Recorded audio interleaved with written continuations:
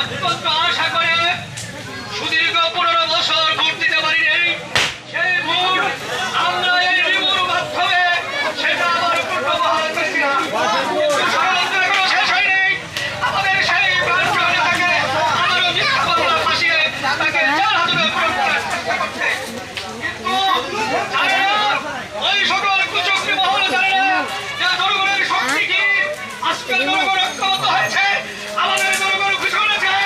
কোনো ষড়যন্ত্র এখানে কাজে আসবে না। আমরা আমাদের আন্দোলনের মধ্য দিয়ে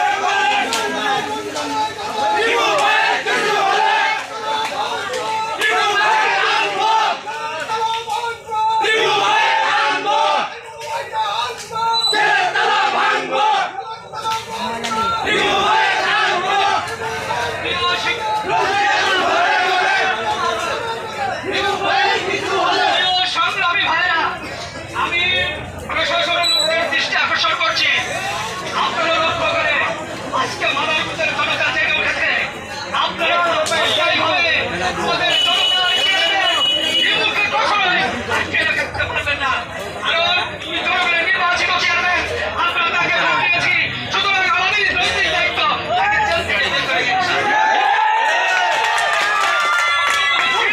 আমাদের আন্দোলন সংগ্রামের মধ্য দিয়ে আমরা আমাদের প্রিয় নেতা বিমুখে মুক্ত করে ছাড়বো ইনশাআল্লাহ। এই আশাবাদ ব্যক্ত রেখে সবাইকে সংগ্রামী শুভেচ্ছা দিয়ে আমি আমার সংক্ষিপ্ত বক্তব্য এখানে শেষ করছি।